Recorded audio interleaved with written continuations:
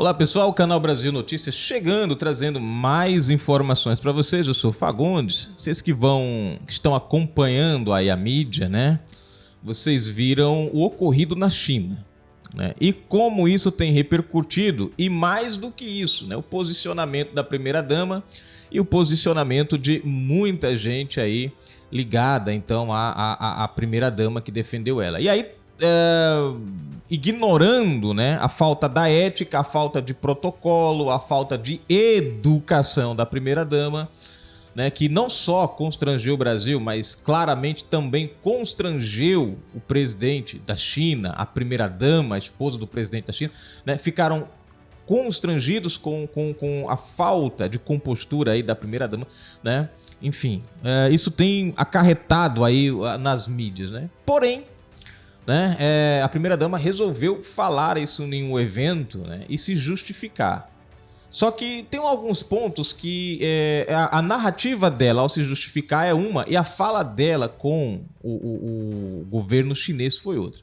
Mas vamos para a matéria, gente, porque é que nem eu tava comentando esses dias com uma pessoa, né? Lamentavelmente nós vemos no Brasil em que o presidente da República ele não consegue nem organizar a própria casa dele. Não dá pra gente esperar que ele seja capaz de organizar o Brasil, né? Mas enfim. Vamos lá, gente. Matéria, presta atenção o título.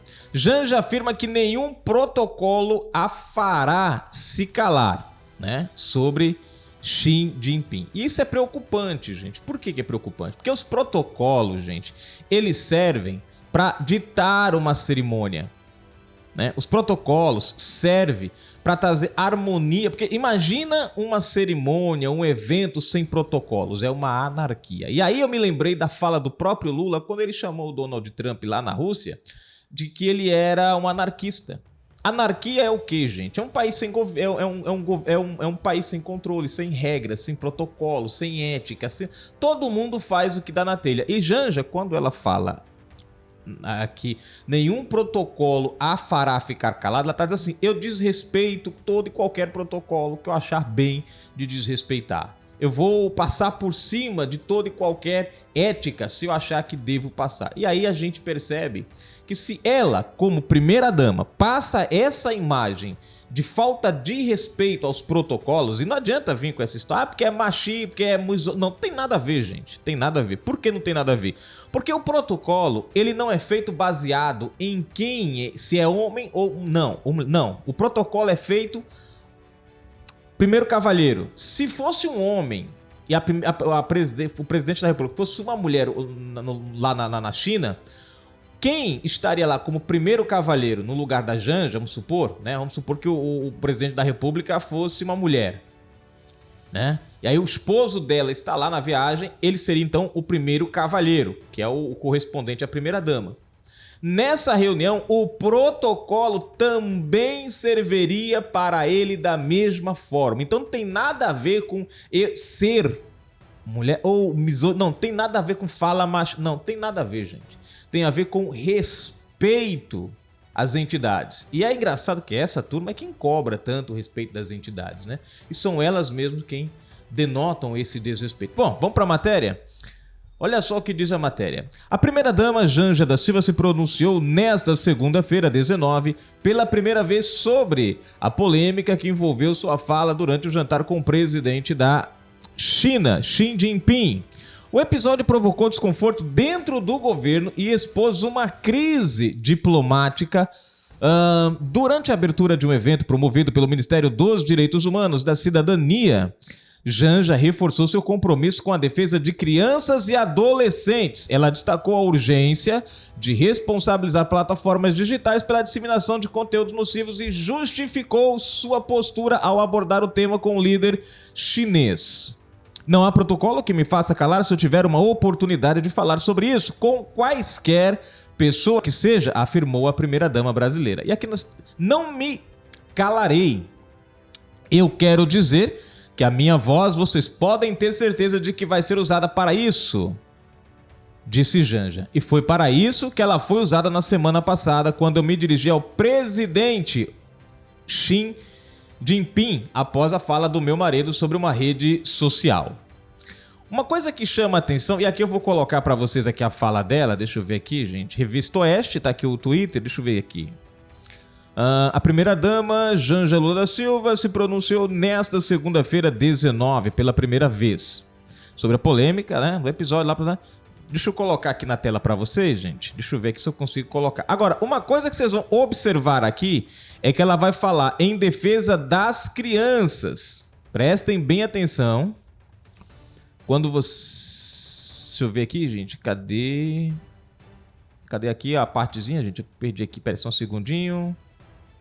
Cadê, gente? Os negócios das minhas cenas aqui. Aqui, achei. Pronto, marcadinho. Vamos colocar aqui para vocês. Só um segundo.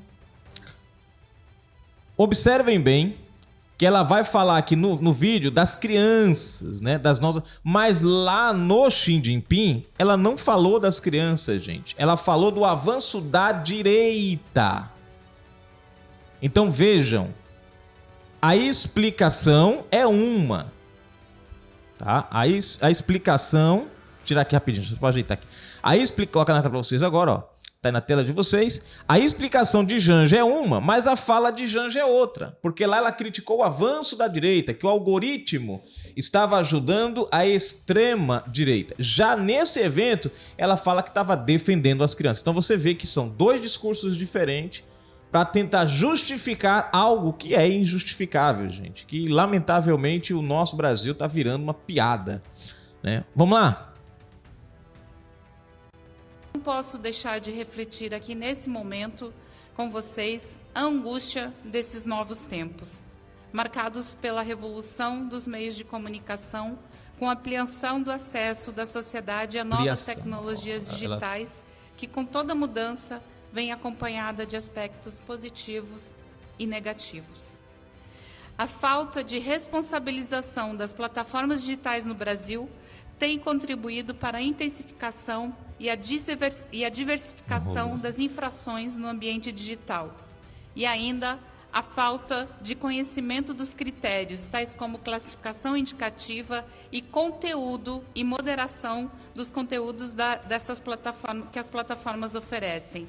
E elas assombram com ameaças constantes à segurança e à vida de crianças e adolescentes. As redes sociais, os jogos online, os grupos de mensagem, todos os espaços digitais fazem parte do cotidiano dos nossos filhos, das nossas crianças e adolescentes. E como qualquer espaço, há riscos. A violência virtual, o aliciamento, o bullying digital e o acesso a conteúdos impróprios ou criminosos podem acontecer a qualquer momento. Nesse ambiente, crianças e adolescentes são vulneráveis não apenas a serem vítimas, mas também e infelizmente a reproduzirem comportamentos prejudiciais ou até mesmo a cometerem infrações, muitas vezes sem plena consciência de suas ações. E aqui eu faço um parêntese porque eu fiquei realmente em choque quando eu vi crianças de 7, 8 anos torturando.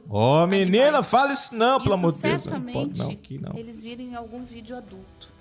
Então, elas estão vulneráveis a isso. Às vezes elas cometem esses atos sem saber do que aquilo realmente significa. É disso que a gente está falando. É dessas crianças que estão se formando. Por isso, o diálogo constante, o acompanhamento responsável, a definição de limites e a responsabilização das plataformas digitais são medidas igualmente indispensáveis para a sua proteção. E aqui eu faço outra pausa para falar que em nenhum momento eu calarei a minha voz para falar sobre isso. Em nenhum momento, em nenhuma oportunidade. Não há protocolo que me faça calar se eu tiver uma oportunidade de falar sobre isso, o assunto com qualquer pessoa que seja, do maior grau ao menor grau, do mais alto nível a qualquer cidadão comum. Então, eu quero dizer que a minha voz, vocês podem ter certeza que vai ser usada para isso. E foi para isso que ela foi usada na semana passada, quando eu me dirigi ao presidente Xi Jinping, após a fala do meu marido sobre uma rede social. Então, eu quero dizer que eu, como mulher, não admito que alguém... Como mulher, já coloca essa história no meio. Dizendo que eu tenho que ficar calada. Eu não me calarei quando for para proteger a vida das nossas crianças e dos nossos adolescentes. Ela falou da extrema-direita, gente. No vídeo, na conversa, ela não falou desse assunto aqui. É isso que eu chamo a sua atenção. Ela não falou desse assunto. Ela falou da questão da direita, do avanço da direita. Não foi desse assunto aqui. Então, você vê, ela trocou o discurso para poder defender a pauta dela aqui. Bom, e ela coloca ali, né, acima de todo mundo. Não haverá alto escalão, baixo escalão, né, mais ou menos alto grau, baixo grau, sei lá como é o termo que ela usou. Mas ela se coloca como se ela fosse, tipo, o fato dela ser quem ela é, tem liberdade para falar o que quiser a quem quiser e acabou. Isso denota uma pessoa autoritária, que não respeita as regras e se sente acima delas. Né? Continuando aqui. Cadê onde foi que eu parei, gente? Aí, veja só, em tom direto, Janja reagiu às críticas que surgiram depois da divulgação do episódio. Quero aqui... Cadê aqui? Deixa eu ver aqui. Reagiu às críticas que surgiram depois da divulgação do episódio. Quero dizer que eu, como mulher, não admito que ninguém me dirija a palavra dizendo que eu tenho que ficar calada, enfatizou. Eu não me calarei quando for para proteger a vida das nossas crianças e dos nossos adolescentes. Bom.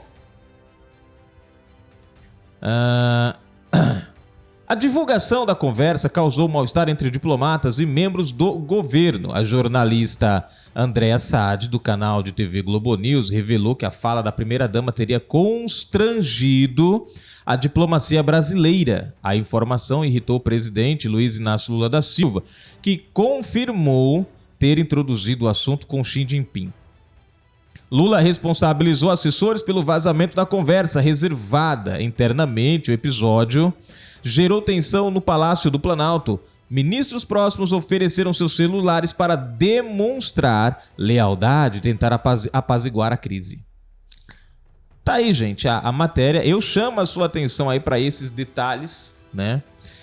O assunto com Xi Jinping não teve nada a ver com esse assunto aqui alegado por ela, né? Então é como eu falo para vocês, a esquerda tem essa mania, né, de distorcer os fatos para tentar trazer para dentro do contexto deles. Agora, se eu tenho uma primeira-dama, um presidente, se eu tenho uma presidente, um primeiro cavalheiro que não respeita protocolo, gente, o que é que a gente pode esperar desse país?